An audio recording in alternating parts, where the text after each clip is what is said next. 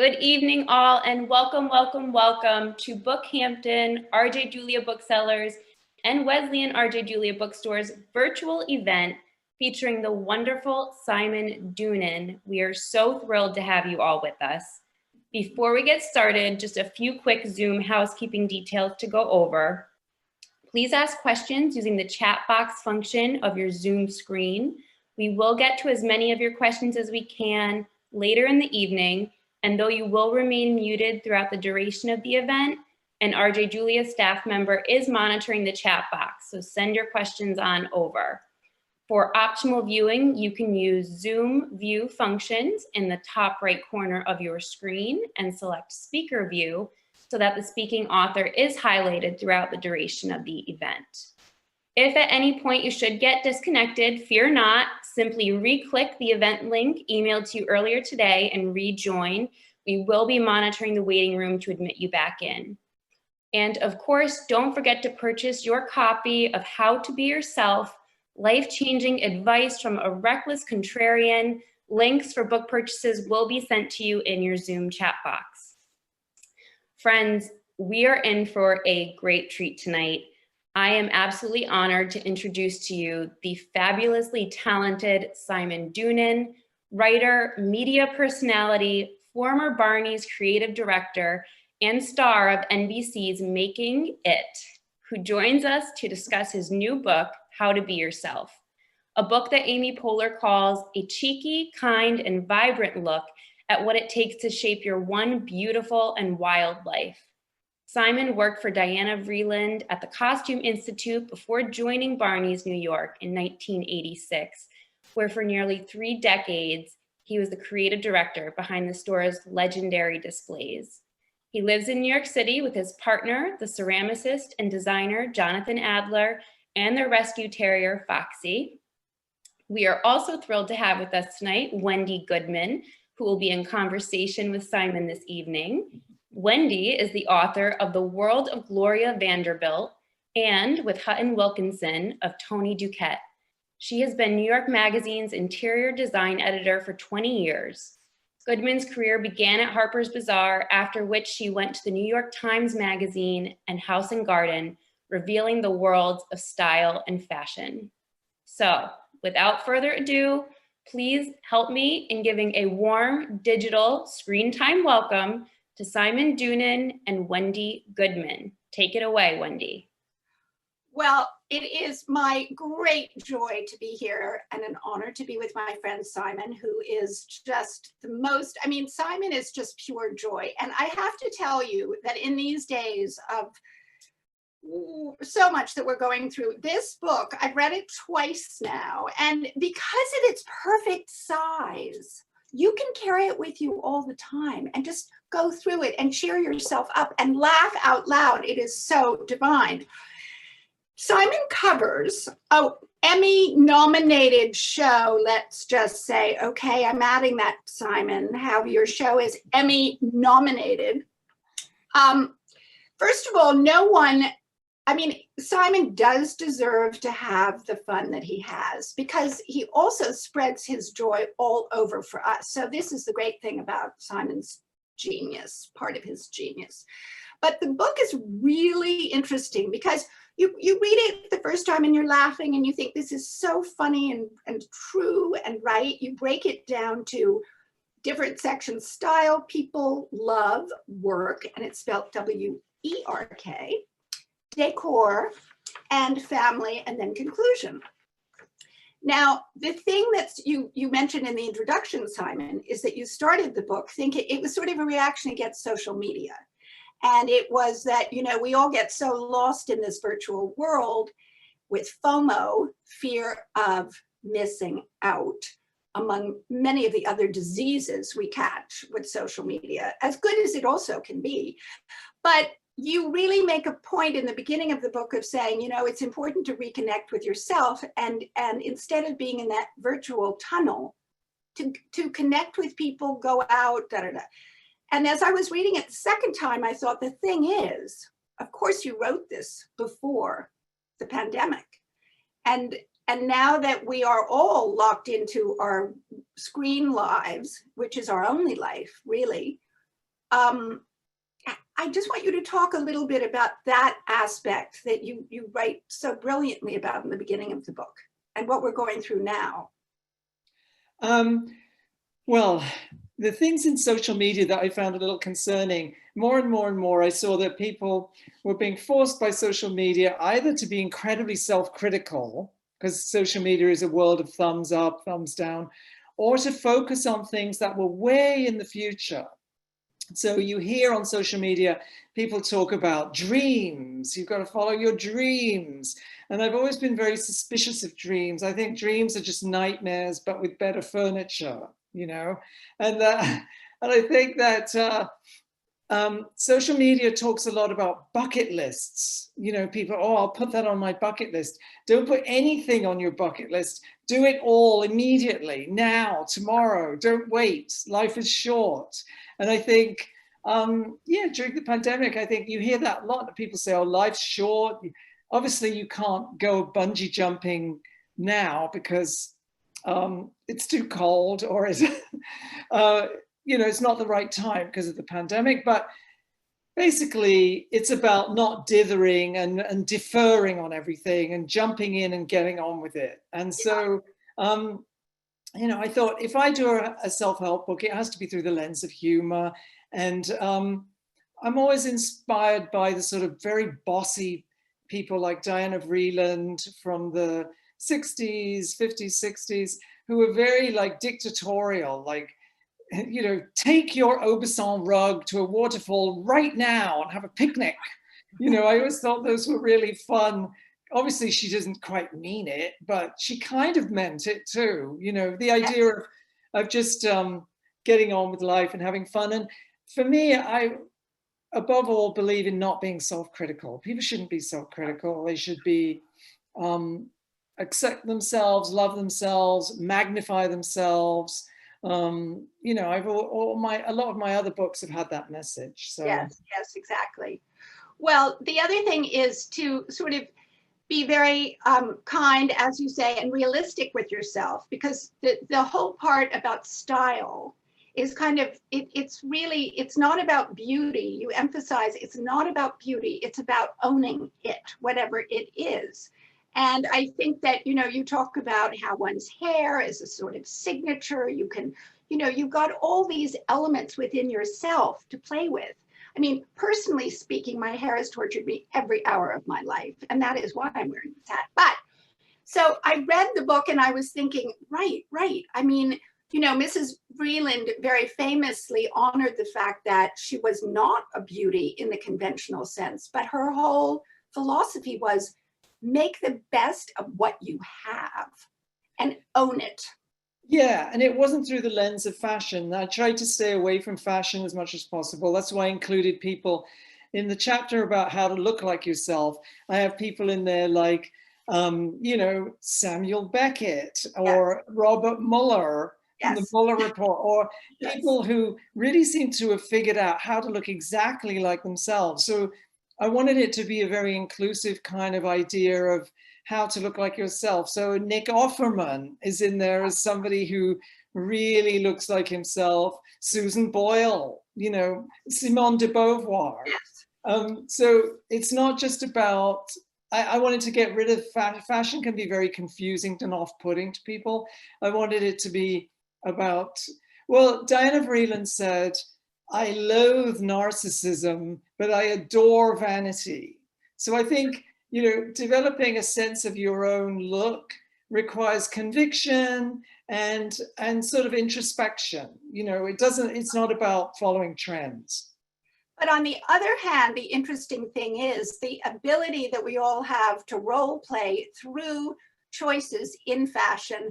And then we'll get to home decor, because you have a great chapter about decor.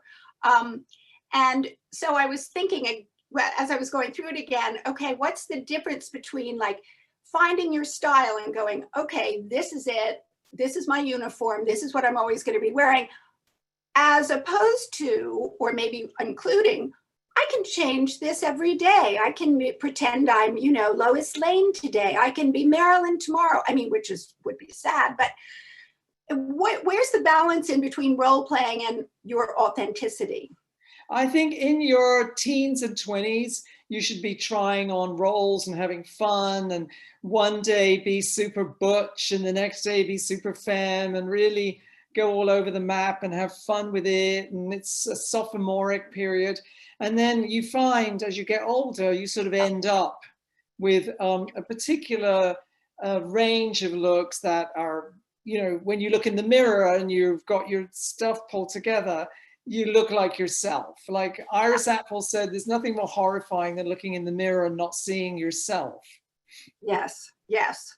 Because then, I mean, if you can't inhabit yourself, you're nowhere, actually. You're Yeah, really well, Oscar Wilde said, you know, you should be yourself because everybody else is taken. yeah.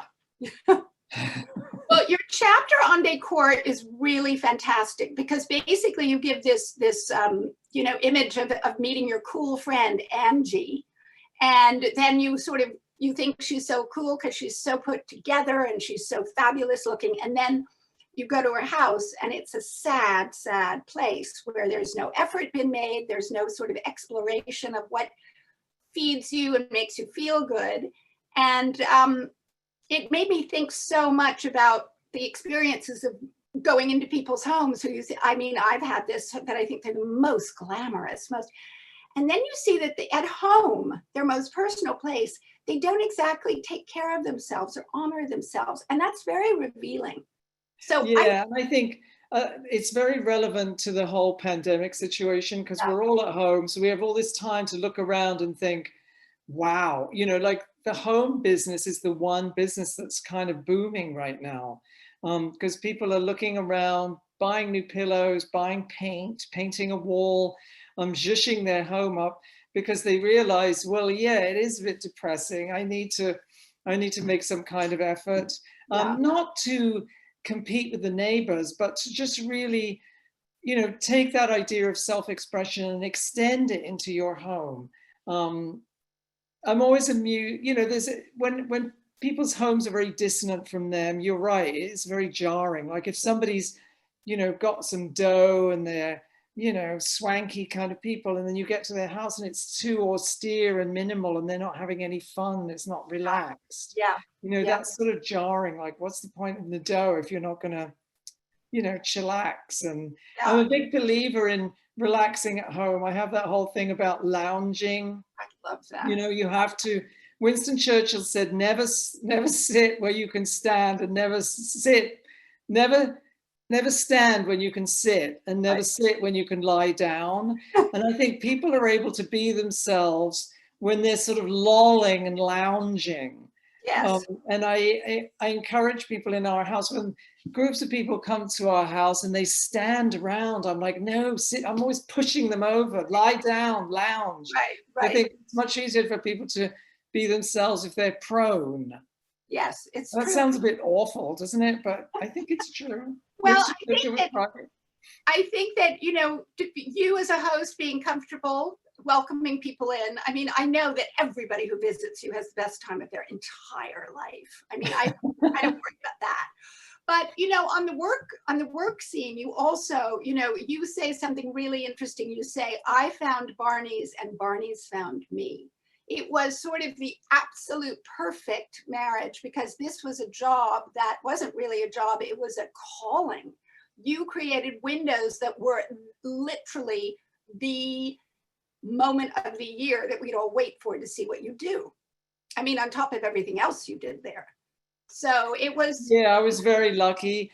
It was serendipitous kind of thing. And I met Gene Pressman, and he said, oh, we're expanding. We're opening a big women's store downtown. And suddenly I went from, you know, being a kind of feral person working in LA, living in LA. And suddenly I had this job in 1985. I was actually hired, and I started in 1986. And I was working at this glam store and working with people like Andre Putman and Peter Marino on the design of that store, and meeting all these designers and seeing new lines arrive like Prada and at its inception, and Jill Sander. And, you know, I was so lucky. And it was during the height of the AIDS epidemic. So my non-work life was dealing with people who were dying and thinking I was dying and going to hospitals to visit friends who were dying. And then I had the ultimate distraction, this incredibly absorbing job in a family business. So, you know, we were there 8:30 in the morning and we were still there at 8:30 at night because the store didn't close till 9. So it was one of those jobs where it was completely absorbing.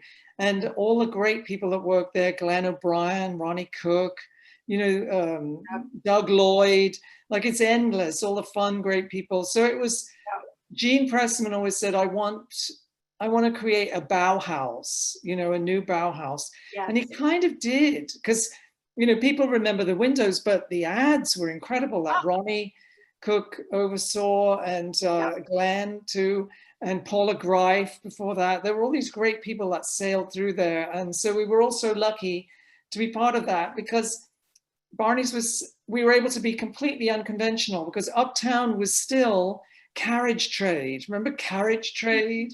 Yeah. Like Lord and Taylor and Bergdorf's, and it was all chandeliers and kind of posh. And downtown, we could invent a whole new idea of fashion and retailing, where, because we were in this unconventional location and the rules sort of didn't apply to us. We never went uptown. We didn't know what the hell was going on. So we created our own thing, and it was great. I was so lucky to be part of it. Oh my God. R.I.P. You know, it did create a benchmark and a new sort of level for retail that we'd never had before. I mean, you reinvented the wheel as far as that goes. The book, you also go into it amazing. I think the family chapter is incredible, because I think all of us grapple with our inheritance, and I'm talking about our inheritance of our families, and how, excuse me, how complicated and how layered, and, you know, so I think what's really the most wonderful takeaway for all of us in all of our lives is to understand that even if things are really, really difficult, if there are family members that have tortured you, have whatever, we all have it in us to rise above it and to create. You know, you said something wonderful in the book about you wanted so much to get to London because you knew that you could rebrand yourself in London. And, you know, your mother, you just watched your mother and how she kind of navigated life, and how she, you know, your mother and your father. And it's sweet and it's honest and it's forgiving and it's you know, you're filled with pride. But it wasn't always easy. And the thing is that I think the more people understand the inheritance is something we all struggle with, it's a really important lesson for just feeling good about yourself and also going on your own path. Yeah. Well, I think, you know, getting to the point where you accept your family as flawed human beings. And, you know, Coco Chanel, she once said she had a very difficult start in an orphanage, and, you know, she bootstrapped it. And she said, my life did not please me, so I created my life.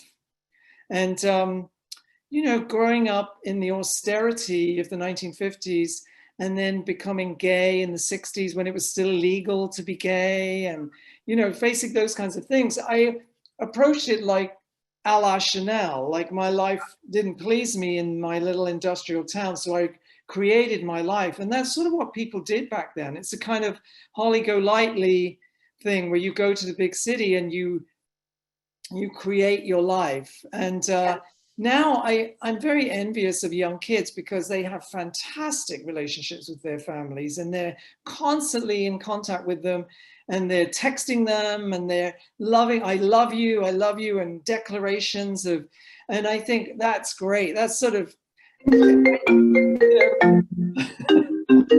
Whoa. Don't know. See, I don't know how to not make that happen, but anyway, we'll pretend that didn't happen. Yes. No worries. Yeah. So, no, I think it's great now that people do have these more concrete relationships with their family. One didn't have that back then. You had to do, if you were gay, you were whatever, you had to basically go and create your own life, you know, and build it from scratch. And there's a certain satisfaction, and you get to the city and there's a whole bunch of other people doing the same thing. Yeah. I think up until very recently, I remember, you know, London in the 60s, 70s, 80s, you know, these people like John Galliano, Alexander McQueen, they were kind of reinventing. Vivienne Westwood, you know, she was a school teacher, but she reinvented herself as like an incredible creative force. So I don't know, I hope young people, I'm sure they're still able to do that, but they don't really need to do it with such kind of those savage kind of breaks where you just, you know, run to the Trailways bus station and disappear. Now they have a lot more communication with their families. So I think that's very healthy. I missed out on a lot, you know, by leaving and then emigrating to America on my own when I was 25. You know, it's later on I realized, oh my God, I have to make an effort to reconnect with my family. And I was able to do it to a certain extent, but I have a lot of regrets about not being able to do that, you know, with my mother in particular, because I was just off doing my own thing. Yeah. Well, again, every generation, it's all relative to what we have in our lives technologically, I think, because of course there's instant communication. And back when we were youngins, it wasn't quite like that. You know, it was pre-internet when I started my career, I'm just saying. So, you know, young people at the magazine go, what? Like, had they invented fire by that time? But the other thing that you talk about at the end of the book that is so key and so important is your conclusion. You talk about, you know, now that you've kind of grappled with yourself, you've come to terms, you've really sort of you've gone through all this, then, wait, I have to look at the exact way you put this. Time to unself. Would you Unselfing. Unself. And tell us about that whole process. Well, I thought we've spent all this time now talking about oneself, yourself, myself, how to be yourself. And then that isn't really the end of the story. And I quote Iris Murdoch. Iris Murdoch was such an interesting writer. I don't know if you've tried reading her books when I was young and I couldn't get through them. And then I got back into them in late middle age and they really start to make sense because they're completely bonkers. But anyway, she was very clever. She was a blue stocking, you know, and she looked like herself, very much so. Always. Kind of very intellectual, existentialist, blah, blah, blah. But she came up with this idea of unselfing. And she said she realized it one day. She was in a snit about something. Somebody had insulted her or made a dent in her prestige. So she was staring out the window, you know, when you're obsessing about something someone said to you. And she watched this bird of prey, a kestrel, and she watched it soaring and going up. And then she realized she was unselfing, getting out of herself. And stopping, you know, some silly introspection that wasn't going anywhere. And so she also believed that, you know, that thing where every novel is really about the author kind of thing. She didn't believe that. She thought it's an author's obligation to get out of themselves and she said some authors lay around and splash themselves with their own bath water all the time. And she didn't want to do that. So she came up with the idea of unselfing. And then I also cite this thing I read about in National Geographic called group effervescence, which is very relevant to now. Like something, the sociologists studied these mass religious festivals in India where there's literally millions of people congregate suddenly, quickly, over 3-day periods by the Ganges, and they walk from their villages and they stand in cold water, which is often has bacteria in it, and they don't eat anything. And you would think this would be a disaster, but they return to their villages and their physiology is improved by some miracle. And the only thing the author could attribute this to was this thing called group effervescence, the enjoyment of the group. And I think that's what people get from sporting events, rock concerts, green markets. You know, like we need to congregate. So currently we're deprived of that. And I think I'm glad I got to stick that in at the end, because I think that's something everyone's going to need to top up their group effervescence. Because just that, some people say, oh, I hate crowds. And I'm always a bit suspicious of that, because everyone has walked into like a football stadium or something where you've got that, you thought, wow, look at all these people, 60,000 people. Yes. It's an incredible feeling. And I think it does have some bizarre physiological impact. So yes, self, self, self. And then at the end, remember, you know, you don't want to become one of those people, you know. Right. It's a little reminder. Well, that brings me to the question of, since we are social animals and we do love to, we get, like when you go into a restaurant, there's all that buzz, and you know how restaurants are designed to let you look at the people with mirrors or however they do it. And I really think you're so right. There is this excitement about being with your social peers, your animals, your tribe, whatever. But because retail has had such a terrible trauma, will we go back to the experience of, you know, part of the fun of shopping was going into a store and looking at things and seeing the people around us? But that doesn't seem to be something we're going to enjoy anymore. Do you think? I think, you know, human beings are so protean and they're so adaptable. And I was just in LA, and there's nothing much you can do when you're working on a TV show. You can't take Ubers, you can't dine with anybody, you can't, you know, you have to really obey all these instructions. Yeah. So the one thing that me and my co-star, Dana Eisen Johnson, we would do would be go hiking. So we would hike up to the Hollywood sign, that area, and because we could get there from where we were staying without taking any transport. And up in the hiking trails, there are people, and the joy people have of just trotting around, not, you know, definitely socially distanced, but just great. There's people, look at all these people with their kids, people with their dogs. And you really have a new appreciation for that vibe that you get from being with a whole group of people. So they come back in different ways. Yeah, it's so true. Well, and this is apropos really of nothing, but just something I was thinking about facing yourself. I mean, I think that as far as, you know, we're a country where aging it's a very tricky situation for men and women to be in a society that has put so much pressure on people to look great and to look young at all costs. And I was thinking about, you know, if I had only realized, and I think young people today do feel it much more, but youth is its own beauty. There is not one person who isn't fantastically interesting and wonderful looking. And, you know, I don't want to be ageist as I'm older and say, oh no, it's just young people, because that's not true. I think you do pay attention and you really sit up looking at someone who goes, I am who I am. You know, I think of Vanessa Redgrave, and I think of Meryl Streep, and I think of, you know, who just really look, as you say, look like themselves.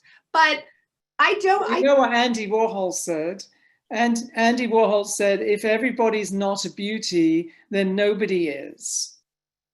Meaning, that's why he was able to see beauty in, you know, these drag queens from the street, and a bit like Diane Arbor's photographs. I think she saw beauty in all those people. So if everybody's not a beauty, then nobody is. So I always think that's such a great thing. And I think he was very self-critical of his own appearance, but I think he was expressing something that he kind of wanted to be true, you know, that's how people should regard things. And I tend to see things that way. I think people are just fascinating, all shapes and sizes. And I love to go to the public beach and see all people lolling about, having fun, you know, all shapes and sizes. It's great. It's very life affirming.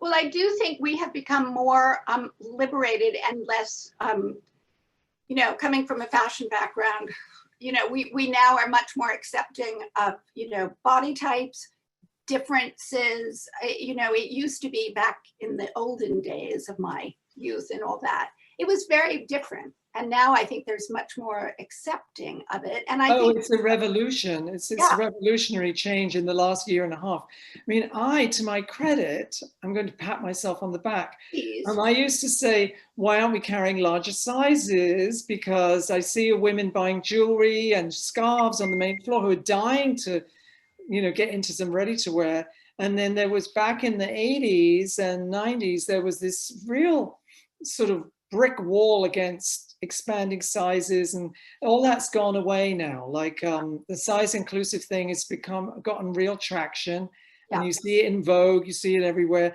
That's a big change. And I think it was a long time coming. So we should celebrate it, though. Absolutely. And do you think that when we get out of this pandemic, that it will have changed us in very sort of fundamental ways when we reemerge, and will be more forgiving as a society? Or am I crazy to think of that? I think, like something as dramatic and global as that, some people will be driven completely crazy by it and never recover. And other people will take away really constructive, positive things. And other people, it'll be a mixture. I think for me, it's a mixture. Half of me is traumatized, and half of me is like looking forward to the post-COVID era and how that shapes together, because I'm an optimist about humanity. I believe people figure things out, they reshape things, I think it's going to be a mixture. To answer your question properly, it's going to be a mixture of all of the above. I mean, people say, oh, scar tissue makes you stronger. I don't know. Sometimes it does, and sometimes it really does you in. Right. Like there's no guarantee with that. Yeah, it's so true. Well, I think that I've been reading a lot about the Second World War for some reason. And, it's not as if we're going through things that the whole history of the world has not gone through. Mankind has suffered mightily through, that's just the state of humanity in the world. So we're going through our own particular thing, as is everybody around the world.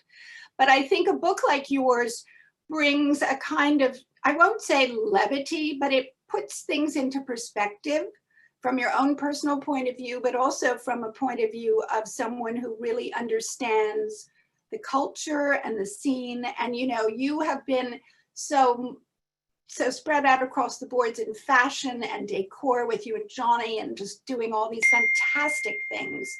So I think I sort of think this intimacy of what we're doing right now, I've never seen people so literally as in these Zoom things. I mean, it does bring a new intimacy that we didn't have before with people in some funny way. Absolutely. And people, trying harder to be empathetic about what other people are going through.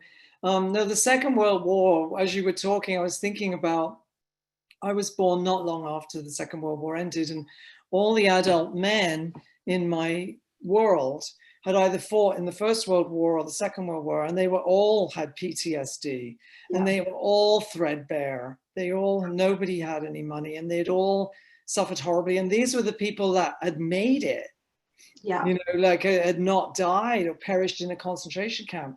So, I thought that when the AIDS epidemic came along, okay, this is our test. Mm-hmm. This is our test to see if we can retain our humanity throughout this ordeal, and remember how horribly people are suffering in India or Pakistan or, Bangladesh or Africa, how people might be suffering in other countries while we're worried about our banana bread burning. People have terrible issues they're dealing with. Well, I have to say, also your show making it, now that people are stuck at home, everybody is sort of hungry for things to do, especially with their hands, to make things, to create things. So, the fun that you must have on this show is beyond belief. Absolutely. The reason it's a hit is because people are trapped at home with their kids looking for things to make, do, so yeah, it's very constructive.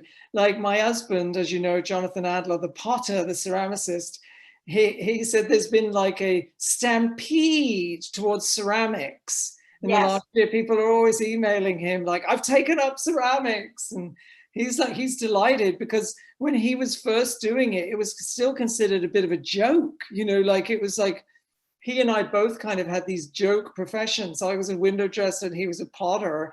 Well, everybody else was going into finance or, we had these funny professions that was a bit like being a fluffer in a strip club. It was a little bit on the margins. And then it became groovy. He was the first Brooklyn hipster potter. But anyway, yes, making things with your hands. But the other thing is, Jonathan is so the quintessential sort of success story, because he started with pottery and of course now has a design empire. So it just kind of, he organically grew his love for design, for tactile beauty into an empire. I know, it's extraordinary. I mean, we just had our 26th anniversary. And when I met him, he had just basically got an order from Barney's. Yeah. That predated our relationship. I just want you to know that. He didn't shag his way into Barney's. So so that's 26 years of vicissitudes have gotten him to this point, where trying licensing deals, trying this, expanding in retail, and then having to contract again. And I think, he's an expert on what it takes to hang in there and be nimble and be flexible and resilient. That's absolutely. I don't know why anyone in fashion or home goes into the designing, manufacturing, distributing, wholesaling, retailing business, because it's a total nightmare. I mean, I'm so lucky I had a job for all those years. I thank the Lord. Like, anytime you're putting zips in things and shipping them and sizing them and having pattern cutters try to get them the right size, and the pants go before the jackets have gone and they have to come back because they won't take the pants without the jacket. Like, those businesses where you're making stuff is a complete cauchemar. Yeah, it's really hard. Yeah. I asked you, this is your 8th book, Simon, which is so phenomenal. And it's like you're just a book factory at this point. Are you working on another book now? I have another one coming out in spring on Keith Haring. Oh, how wonderful. That was fun to do. The thing is, I have to be busy. And my job kept me busy for over three and a half decades.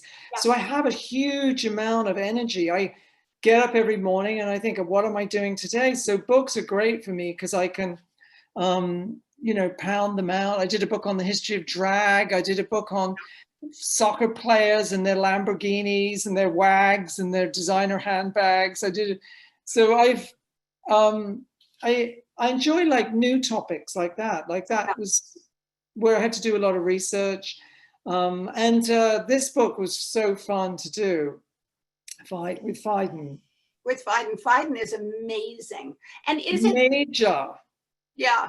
And is it the first book? I mean, it probably isn't, but yours will be very special. About Keith Haring, it's another look. Oh, the Keith Haring book is with Lawrence King Publishing. Okay. In London, and it's one of a series of books about artists. And they said to me, do you want to do the Keith Haring one, because you were in New York at that time and remember him? And so they said, we want 30,000 words. So I read everything that had ever been written about Keith Haring and kind of regurgitated it into a book. It took me like 2 years, and it was so fun, and I have a new appreciation for him. Because we all, those of us in New York, you remember him, and you're very clear about what he did and when, but there's a lot there that's so impressive. Anyway, I don't want to, but that's next spring. So you've already done it. You finished that book. Yes. And you're working on the one after that, I bet you. Anything. Well, I'm always sort of lobbing proposals at book publishers. That's how I got this book at Phaidon. I went in to meet with them. I proposed a whole bunch of books, and they basically gave me, they were like, oh, right, yeah, that's great. We think you should do a book called How to Be Yourself. It was my editor, Deb Aronson and Sarah Bader. They had this idea. It was their idea. And I went away and I thought about it, and I wrote up this proposal and first chapter, and they looked at it and they said, every single thing in here is just carved out of your observer columns that you wrote. We want original material. How dare you give us this book? So it was very good because it pushed me, and I had to really dig into the idea of what does it actually mean to look like yourself, to be yourself, you know, and to get a more engaged take on it rather than just collaging a bunch of tips from my old observer columns, which I'm very proud of, but they weren't having it. And I'm very glad they pushed me. And so, yeah, that's how it came about. It was the publisher's idea and I ran with it. And how long did it take you to actually write it? A year and a half. Yeah, okay. That's a good amount of time. That's fair time. Yeah, and lots of rewrites, and they were very good prodding editors. They were like, this doesn't make sense. No one knows what you're talking about. No one's heard of this person anymore. Like, they were very good. I respond well to that. I'm quite obedient. Yeah. I like an editor that gets very granular with me. Are you going to do, I mean, this is a really dumb question, but since you can't do real book signings, can one do virtual book signings? How are you going to do this? What one does these days is, and what I did for my drag book, even which was before COVID, it was last year, The History of Drag, podcast. Right. Because people who listen to podcasts invariably are people that buy books. It's actually a fantastic way of marketing books. And it's very green. You don't have to schlep all over the place. It's great. So yeah, podcasts are fantastic for the publishing industry. And yeah, they're fun to do. They're informal. You know, you don't have to, like I'm wearing the most absurd pair of swim shorts with this sweater. You would never know. No, you wouldn't.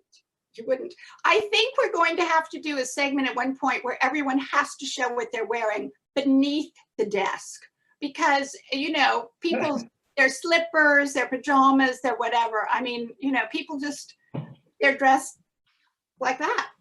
Absolutely. I mean, these are the shoes I'm wearing today. They're excellent.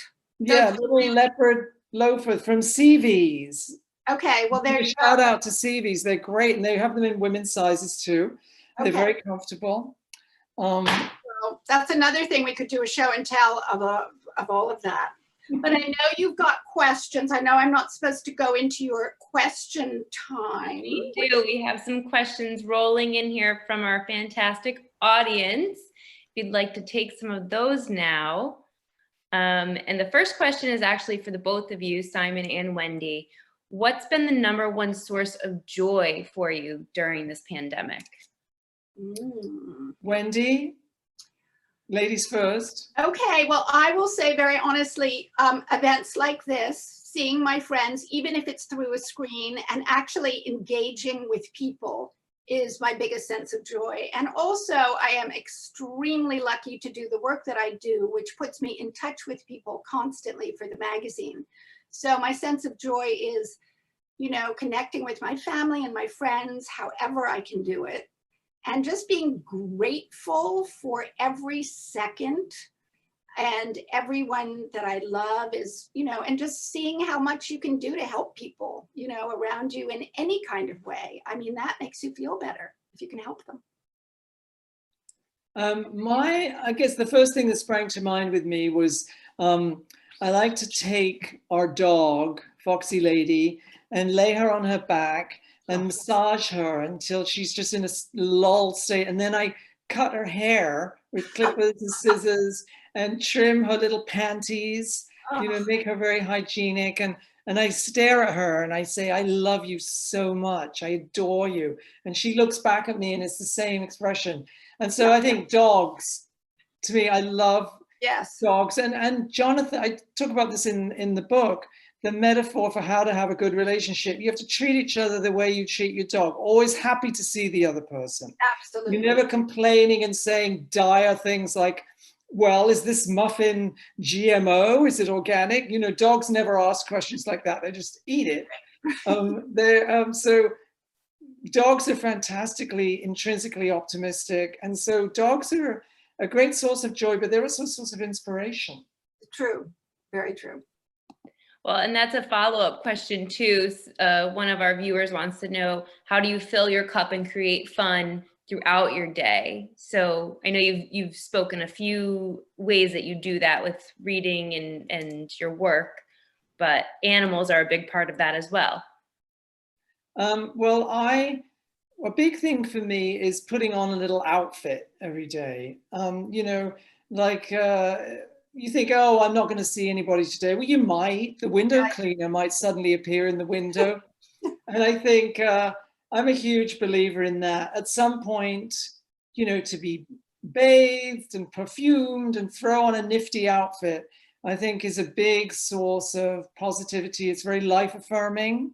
You know, we've all had friends who've gotten depressed, and the first thing happens is they start to look terrible and disheveled, and you can tell they're sad, you know. So I think actually throwing on a nifty outfit. Okay, you've got that Saint Laurent something that you paid a fortune for hanging in the closet, put it on. Like, and do your Zoom calls with it on. So like, I'm a big believer in, when I emigrated to America, I didn't have much room. Remember, I'm 25 years old. I had one little suitcase.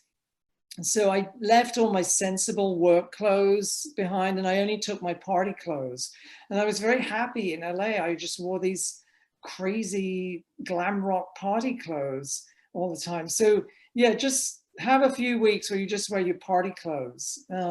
Everyone will appreciate it. People love it. It's very, not only is it good for you, but it makes other people feel good. Yeah. Or they'll think you're insane, you know, which either way. Either way, it brings a smile. So let's see here. Please share a key point on love for us, Simon. Oh yeah, Simon has a good chapter on that. Yes, I think, well, I refer us back to the canine species, because they really do know how to be very loving and engaged without being demanding. It's funny, they just have this magical way about them. And Johnny and I have a great relationship, and our relationship is very much like two Labrador dogs who are just sort of used to banging into each other and ambling around the house. And you know, sometimes I hear friends of mine getting into a spat, like, oh, you're not listening to me, honey, and blah, blah, blah, blah. And I, you know, sometimes I can see Jonathan's not listening to me at all. And I don't care. I just think, oh, that's so hilarious. He's not listening to me. I wouldn't listen to me either, actually. I'm being quite boring. So you have to up your ante a bit, not taking everything so seriously, and being unchallenging in the way that dogs are. They really don't do that. They don't come and say, oh, I guess they do. They do say, come on, you have to take me out. Right. But then that is, that's very life affirming, because you need to get up and walk out. You need to get the old circulation going. So they're doing you a huge favor. But I have to say, one thing that I always think about Jonathan and Simon is the sense of humor. I think if you have a sense of humor and you keep things, life is so hard, you keep things funny and respectful, and you keep it rolling, a sense of humor will save the day over and over again. Yes. I mean, it is humor and teasing and humor. Yeah. Like, yeah, and letting things go. Like, it's not such a big deal that whatever you're, you know, honey, you're not listening to me. Let it go. You know. Right, and then it's, if they're not listening to you, it's fun to sort of say really insulting things until they till they realize what you're saying, and then you got their attention again. You know. Right. Yeah, humor is so important. Yes. We have another question here. I'm curious what Simon thinks about the future of luxury. There is definitely a shift to online shopping from brick and mortar, but I'm curious if he thinks there is a shift in shopping patterns where less people, especially millennials, are valuing luxury products, and if so, what does that mean for luxury brands? Yeah, I can see that kind of shift. But I think there's also, in tandem with that shift, is a growing awareness of luxury products. Like, for example, here, millennials might be thinking more, oh, I want to spend that money on a trip to Iceland when the COVID's over, or experiential things.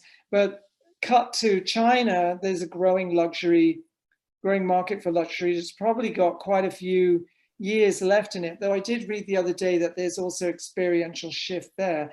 I mean, I think it's good. I'm always happy when luxury is kept alive, not because it's prestigious or because it gives you cachet, or just because there are people that make that stuff, and it's job creation, and it's this particular type of skill to, if you look at a very expensive garment and turn it inside out, and you'll see the hand sewing and tailoring. And I'm a big, we used to do this thing at Barney's called Artisan Day, and people would be like, what the hell's that? And I said, well, these shoes are hand stitched, and these shirts are made at this fabulous factory that's been around since the 19th century in Houston, Hamilton Shirts. So, I've been to factories, the Hermes factory, where Prada gets their ready-to-wear made, and watching how people work. There's Neapolitan tailors.